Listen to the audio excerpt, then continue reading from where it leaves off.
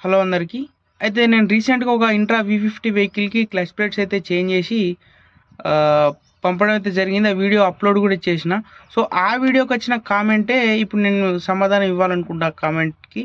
So, అన్న ఏమని comment చేసిర్రంటే, intra V50 వెహికల్‌కి క్లచ్ ప్లేట్స్ చేంజ్ చేస్తే ఎంత ఖర్చు వచ్చింది అని చెప్పేసి కామెంట్ అయితే చేసిర్రు.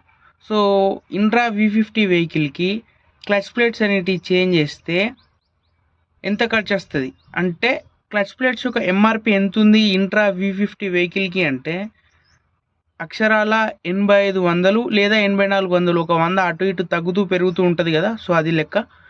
ఇప్పుడైతే ప్రస్తుతం మార్కెట్లో ఉన్నది 8400 లేదా 8500 నడుస్తుంది. అంటే 8500 లేదా 8400 అయితే నడుస్తుంది. అండ్ మెకానిక్ యొక్క ఫిట్టింగ్ ఛార్జ్ కలిపేసుకొని ఈ 8500 అనుకుందాం.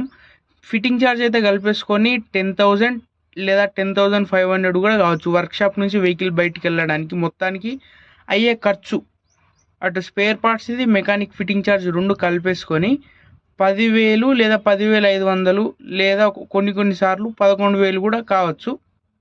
సో అది. సో నేనైతే మీకు సమాధానం ఇచ్చేసిన. మీకు ఇంకేమైనా వేరే డౌట్స్ ఉన్నా కూడా కామెంట్ బాక్స్లో కామెంట్ చేయండి.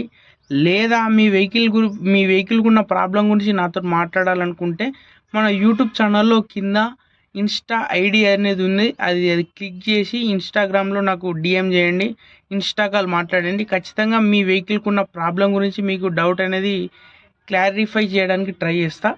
సో ఉంటా, బాయ్, జై హింద్.